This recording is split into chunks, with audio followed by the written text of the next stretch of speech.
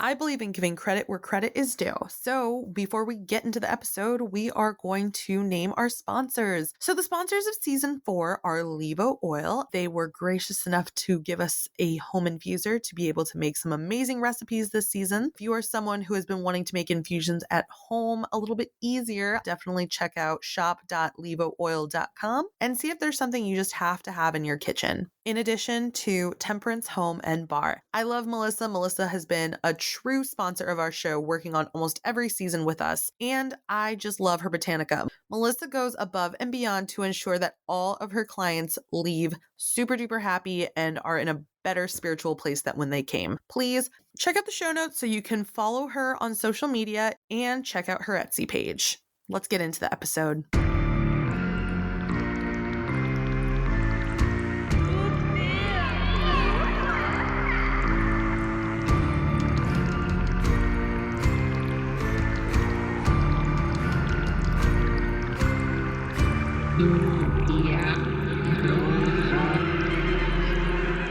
You're listening to another episode of Tu Tia Bruja. I have to admit, it's been like 3 months since I've recorded, and I have to be for real. I had to take some time for my mental health. I was just kind of tired, and when something you enjoy doing becomes tiresome, you got to take a break.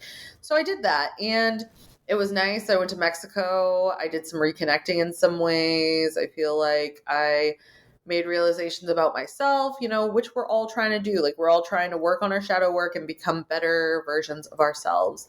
One of the people who I feel made that a lot easier was having a friend to check in with when shit gets heavy, because being a Mexican American, like, it's a beautiful thing, but it's heavy sometimes, like there's the nuances of being an American and there's the nuances of being Mexican.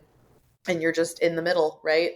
And it's a hard place to be. Selena complex is real. And I want to introduce one of my fellow Selena complex sufferers.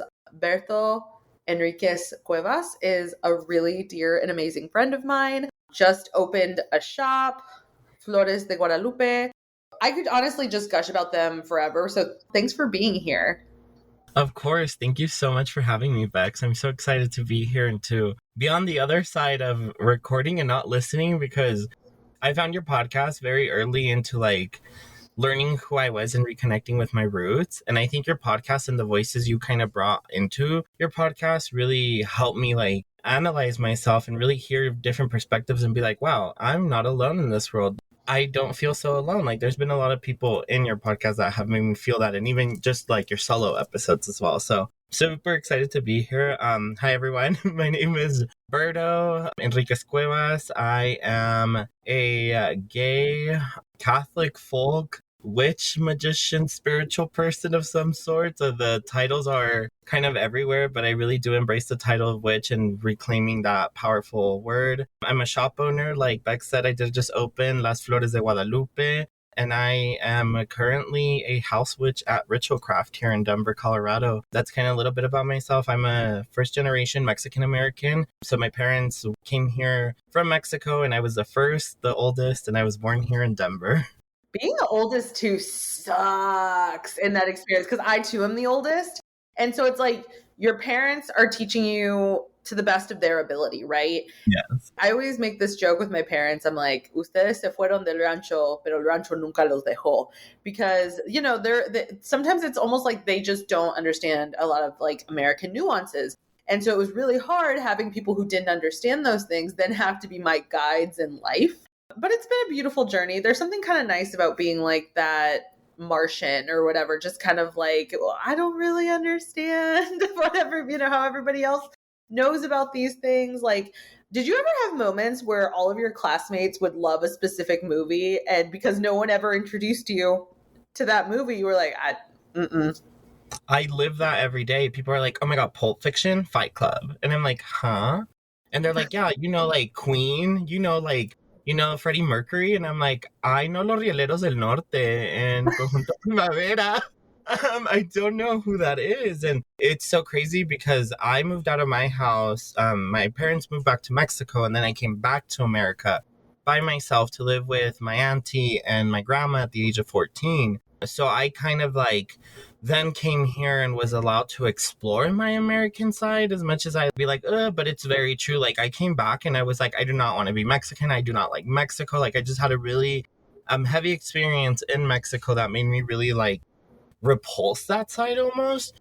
So when I got here, I was allowed to explore liking metal music, being into punk rock, like really embracing, I guess, like I was like keeping away because I remember when I was younger, I would be like, oh my God, mom, I love this music. And she's like, eso es el diablo. No, no, no. And you know, like my parents came from Rancho, so they didn't know any better. But now that I'm in my early 20s, like then I had to de-learn everything that I thought was okay and was correct and really step into the person who I am. Like you said, having that Selena complex of like being here, being over there, and like being the adult child, like you're literally the one that has to stand in the middle of these like liminal spaces and be like, well, how do I bring both of them together so I don't feel like I'm too less of this, too less of that, too less of this, and too less of everything, you know? And how am I able to communicate with my parents so they understand like not everything you think is bad is really bad.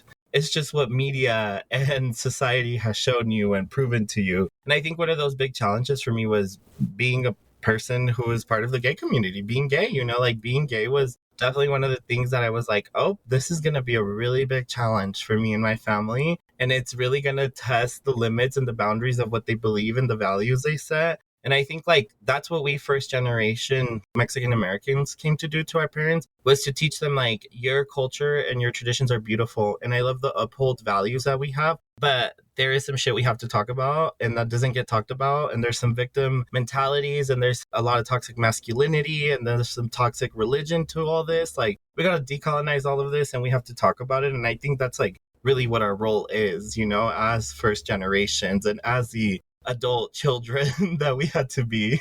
You know, like I'm with you. There's so many aspects of Mexican culture that I just love. But no, there's a lot of victim mentality and there's a lot of chastising people who are also going through things. Everybody, you know, in their family life is dealing with shit, right?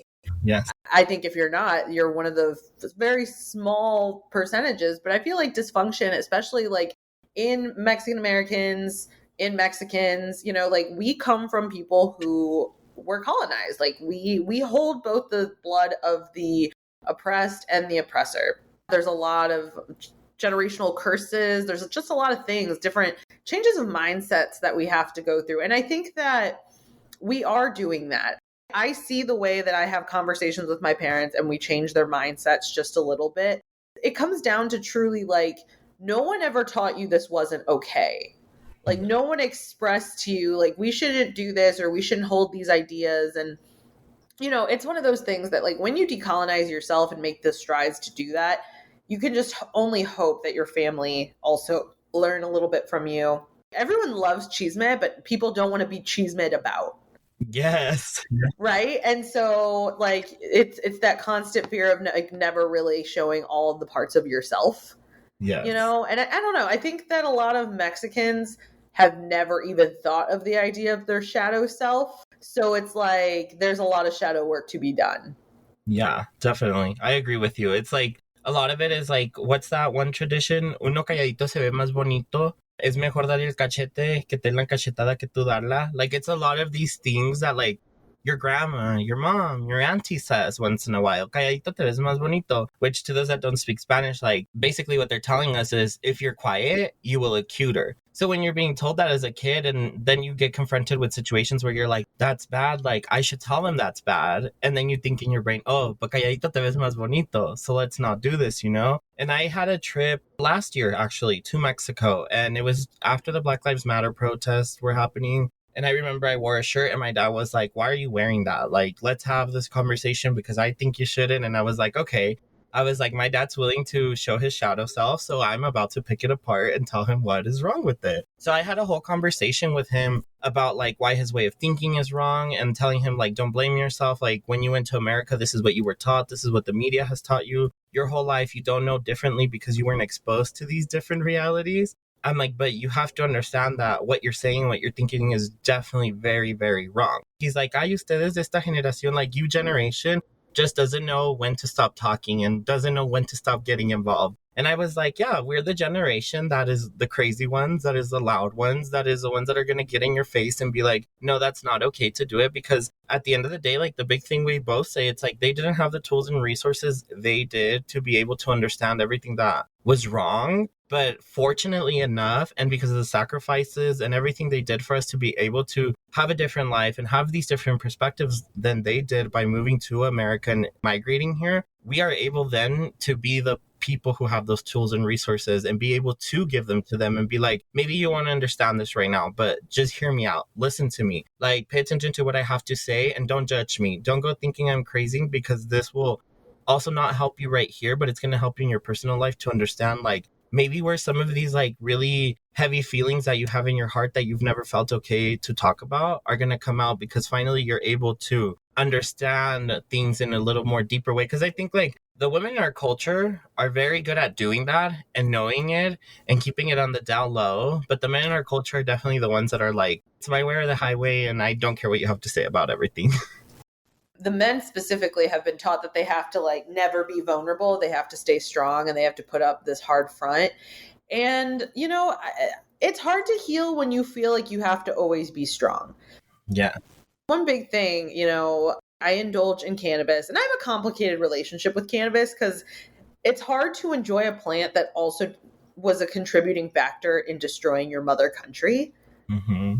I also feel like it's an ancestral plant, and it makes me feel vulnerable in a way that I have a hard time getting to, because when you're American, you have to build up like a thick skin to things that people say to you, just in being American. And then like when you're Mexican, you have to create like a thick skin. And then there's the duality of both, right? Because how many times have you had, a very confused Anglo-Saxon come up to you and say something offensive, right? Like that's a reality. But then we also have to deal with that from like Mexican people too, and I feel like, I don't know. It's funny because earlier you had talked about that experience that you had with Mexican culture and stuff that just made you really turned off.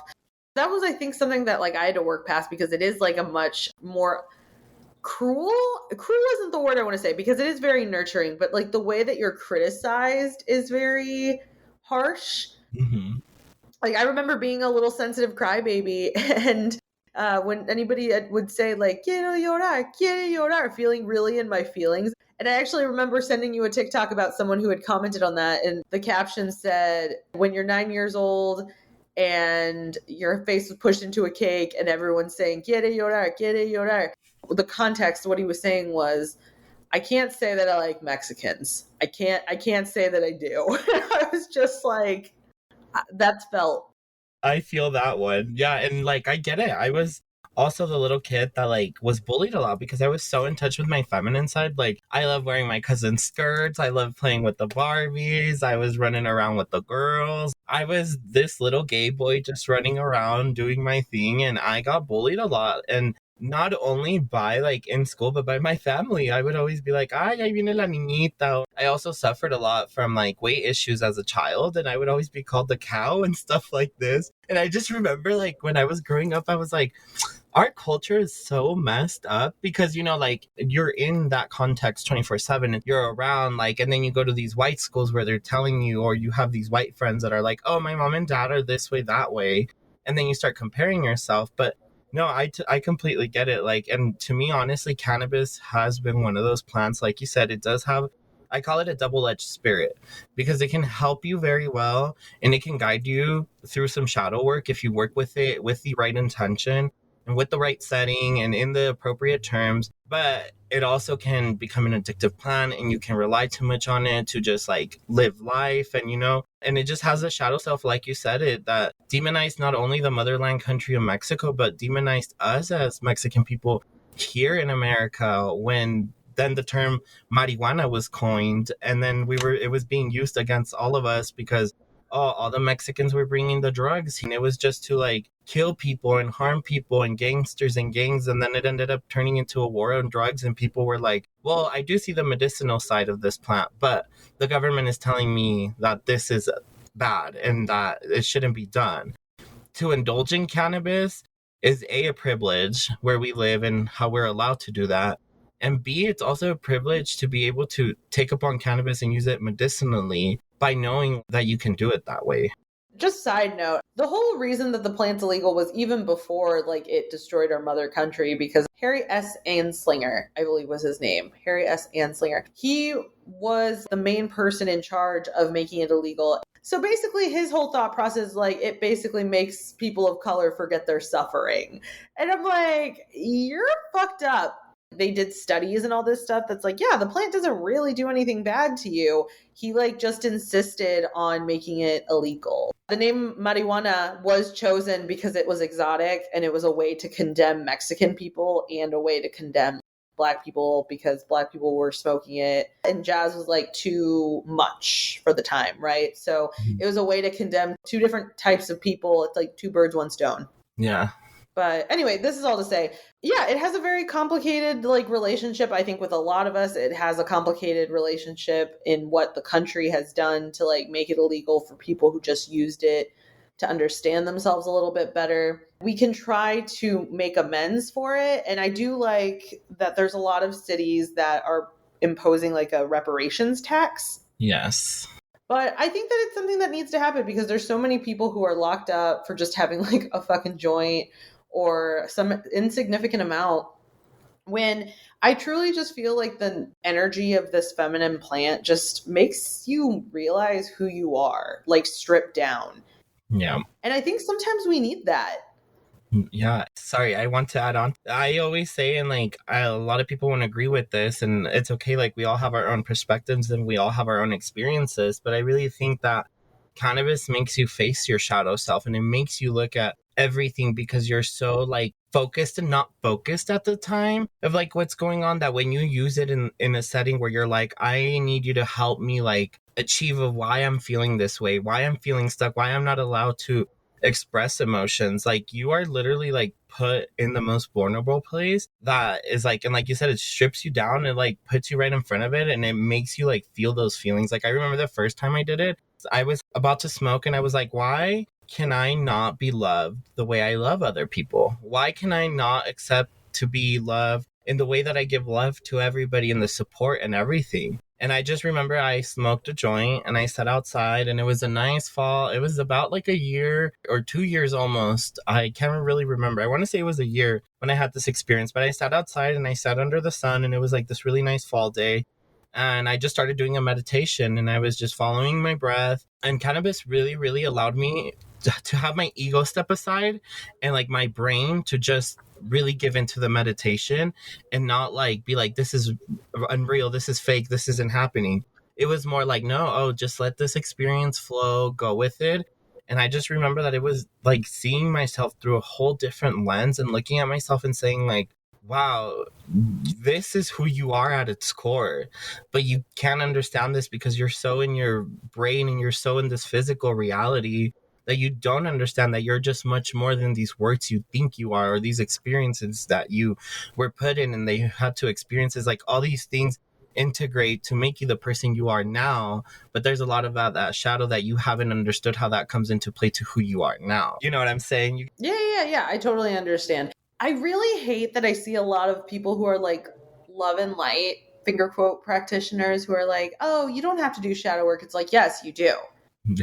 Yes, we all do. Because we all have elements of ourselves that are ugly and we don't necessarily want to show to people. But it's like when we can work through that, I think that's when the real healing begins, right? Because it's like sometimes you don't even know what's in your fucking shadow. 100%. I agree with that. Yeah. We need to indulge in the shadow to be able to accept the love and light that is in our lives. Because how are you going to know what is love and light when you haven't even addressed what your shadow looks like? To me, it just looks like a superficial, like off the top kind of thing. And I mean, a lot of people can get offended by that. But until you go down deep and you start reaching in there and getting your hands dirty, and this permeates to like even practicing craft or being like in the magic, until you're down there doing the work and getting dirty and working it out, you're never going to know what these feelings, experiences, emotions, energies are going to feel like, because you're just touching the little top of it and walking away and saying, oh my God, I'm cured, I'm loved, crystals will save me. And it's like, yeah, baby, but like, let's look at the reality of like, why, first of all, you needed that crystal, or why you were feeling like you needed a crystal, because the crystal spirit will help you do some work. But really, it's up to you, like I said, to get down and dirty and do the work even deeper in that scenarios. There's this big focus on like doing what other people do, right? And I think that we really just got to find the things that work for us. You definitely work with La Virgen de Guadalupe. You named your shop after her, like you're teaching a class about her, you know. I would love for you to share sort of how you knew that she was the one that you wanted to work with. So I've been a lifelong devotee of Guadalupe. There's not a moment in my life where I don't see her. And wow, getting emotional here. Give me a quick sec. Whew. But there's not a time in my life that she hasn't been there for me. And I remember like when I was younger, I always felt so out of place and I always felt so unloved. And I was always like, I don't get it. Like, what is wrong with me, you know? And obviously, like, I love my parents and they raised me to be the strong person I am now. But a lot of it was like, I couldn't find a safe haven within my home. So to me, it was her, because my mom would always be like, I want to help you, but I don't know how to help you because I don't get what you're going through. So she would always be like, pray to La Virgencita for clarity, for direction, like ask her to help you. And I remember I was like, the earliest memory I have was like 5 years old and having a really tough time at school for the first time that I had to encounter other people. And the only thing I could do was go home. And I have this pillow that my mom says I got when I was 4 years old or 3 years old. And it's a pillow of La Virgencita de Guadalupe. And all I remember, and this like memory lives very clear in my head, is me running to my room and just grabbing that pillow and crying and crying.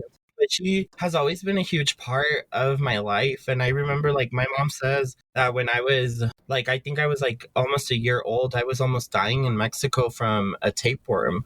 And she had took me to doctors. She had took me to like all these kind of like physicians in Mexico, and they couldn't tell her what was wrong with me. And my mom says that it was like 2 weeks for me not eating, and she just thought that that was going to be my last day, that she was going to lose her only child, you know? So she started crying a lot and praying. And she said that in that moment of like liminal space of like falling asleep and being consciously awake, an indigenous woman appeared to her. She had the sun behind her, is what my mom says. She had the sun behind her, and she could feel this loving matriarchal energy with her. And that she like wiped her tear away and said, don't cry, like I'm here to save your child, and gave her specific clear directions to what doctor go to and what to say. And my mom says that afterwards, this indigenous woman who she believes to be La Virgen de Guadalupe touched my cheek and gave me a kiss on my forehead and said, you're gonna be okay, he's gonna be saved. Fast forward to the next day, my mom gets up, we go to that doctor, we walk in, the doctor looks at me and he says, that child has a tapeworm in his stomach and he's like about to die if he doesn't eat. He gives my mom a pill to give me. 2 hours later, I poop up the tapeworm and I'm eating again. And my mom's like, that is my biggest miracle. And that is another reason why I believe in her. So I've always had this devotion ever since I was a child with me. When then I stumbled upon witchcraft in a way where I was like, oh, witches aren't real. And then the universe was like, ha ha ha, baby, like, here you go. And not only are they real, but you're about to descend into this journey of becoming a spiritual person, of becoming a witch yourself. And I just remember reading all these European books about witchcraft and even like a couple Mexico ones. And I was like, they all talk about goddess energies and then they all talk about these like divine feminine, but I don't relate to them. And right away I was like, but Guadalupe is my divine feminine. She is that matriarchal energy. She has given me the power that I've always needed to move forward in my life, even through the darkest of times. Like she has been my solace, you know? So right in that moment, I was like, this is Guadalupe is to me. She is who gives me my strength. She is who gives me my energy. She is the person who I devote my time, my prayers, my lights to, and she will be there and listen to me. And it's like, sometimes you kind of get this imposter syndrome and you're like, oh, well, not really. Like, this is all just make to believe. But with me, like, it's been very vocal where she's like, no, no, no, this is not imposter syndrome. I am here with you. I am listening to you. And whatever you want, I will put it at your feet. And I mean, like, I'm not saying like that deities do this, you know, like all the time. But what I'm saying is like, because I've put so much love and devotion into her and I spend so much time at her altar, it's been that way for me. And like, I've been so fortunate enough that last December to early January, I quit my jobs and I was like, I'm going through the darkest time of my life. I don't know who I am. I don't know where I want to go. And I remember I dedicated and did, there's this rosario called Las 46 Estrellas de Guadalupe, and you pray this rosary for 46 days straight. It takes like an hour and a half to do the full prayers, to do everything. So I took 46 days of my life and I took it and I asked for specific things to help me really step into who I am and in my power and to be able to share her love and her devotion. And I mean, like a couple months later, here I am about to embark in this journey of teaching her class at Ritual Craft School. And that's going to be an in-house class that I'm teaching November 29th. It begins at 6 p.m. and it goes to 8 p.m. Essentially, that class is going to be like how to work with Guadalupe in a magical sense that's not very Catholic, but it is. I'm still going to talk about the Catholic influence because that is her foundation and that is how you reach to her at first. But I'm not going to like make that a big priority because I did step away from Catholic prayers and I did step away from her foundations when I first started working with her. And I just did it in a more spiritual way where I didn't pray to her in that way. I just used my own words. I kind of like started figuring out like what associations she had and kind of started working like planetary magic under her influence, like Venus, Saturn, like putting together the face with the energies that I was really correlating with. I'm going to talk about a brief history of her because I want this to be more of like, here's my experience. Here are the tools and resources I have done to create this lifelong devotion in this relationship and have it turn into a magical sense. It's not discrediting because when I used the Catholic prayers as a kid and when I did the rosaries as a child and I went to church specifically for her, it is just as magical as it is now where it's like more on my own and me empowering myself and me using my magic and using my own altar and my own temple in my home to praise her in the way that feels just right and natural to me. So I think that's like really what the class is like, giving you a history of her, giving you the foundations, the traditional ways of inviting you into her home, how to celebrate her on the 12th. And then I'm going to be like, okay, and let's talk about her in a magical sense. So yeah, and I just, when I first started like doing jewelry, I was like, I want to embrace our culture. I want to embrace who we are as people. And Guadalupe is at its core. Like you go to a Mexican store, Guadalupe is there. You go to a Mexican restaurant, Guadalupe is there. You go visit your auntie's best friend who's also Mexican, they have a Guadalupe statue in their home or they have a picture, you know, like she's such a big part that even if you're not Catholic, even if you're not religious, Guadalupe has always just been there and has been an image and like a comfort for a lot of us Mexican people, you know? And that's kind of like what I wanted to translate into my jewelry. So that's kind of why I called my shop Las Flores de Guadalupe, is because I'm like, each little jewel is going to be like a devotion to you. And it is like a flower that I would place upon your altar, except it's jewelry that I'm putting out into the world. And this flower is being able to be worn so you can bring that love and that energy that Guadalupe has given all of us, you know, not just me, but a lot of us. She's given us this warmth. So that's really what I've wanted to translate with my shop and with the pieces I make. And yeah, I opened and there was this one piece. It was like my way of being Guadalupe, like the way how I have a relationship with her and cannabis, the way I have a relationship with her and Venus, the way her and roses are tied together. And I kind of put it up in my shop and I was like, if anybody else kind of feels the vibe of Guadalupe with the way I feel it, like I hope this translate. And it was the first pieces that sold out. And to me, that was kind of like, okay, you're here, you're listening, you're giving me the tools and you're guiding me. And I am just your vehicle to serve your divine purpose in whatever way it is that you want to give it to me. And I'm all for it. Wherever you send me, Guadalupe, like I'm open and I'm ready to receive and I'm here to walk with you in whatever ways we can. That's so beautiful that you have a relationship with her. And I think that it's like the fact that you've been able to move past, you know, a Catholic relationship, because it's important to remember too, like she is sort of the reimagining of Tonantzin.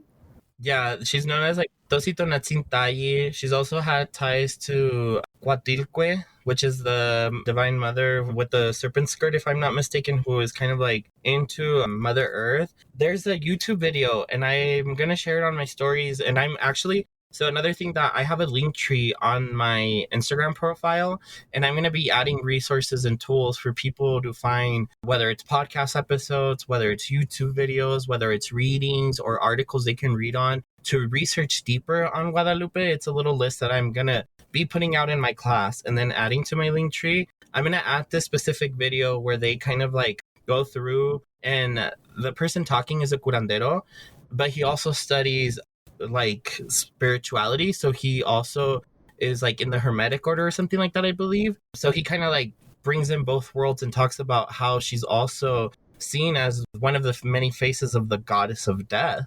And I was watching this YouTube video and I was like, whoa, this is insane. So like Guadalupe like has so many indigenous ties to it. And I took a class by Lisa Martinez at Ritual Craft School like a year or 2 years ago, around that time. And she, like, if you guys ever have the opportunity and she is offering this class, you need to take it because she goes deep in depth about the symbolism in Guadalupe and how it ties into indigenous culture and how like it's used in like that sense, but she also gives you like the information of like the different virginses to pray, like the different ways it's tied into your life. She's associated with a lot of like ancient deities too from our ancestors, and I think that's why we all resonate so much with her, and that call is bigger than just us and then religion, and it's something that at its core and at its heart it feels in our hearts because it's an energy. It's Guadalupe is not just that face, but her energy is very ancient. When I pray to her, I use the terms nuestra diosa antigua, nuestra diosa de like the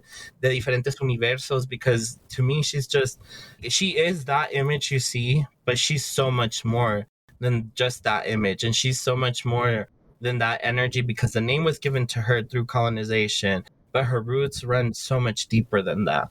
I'm so excited for you to teach this class, by the way. I just know that you're going to have such an amazing class. Can you share the dates of when you are doing that at Ritual Craft if anybody wants to take part?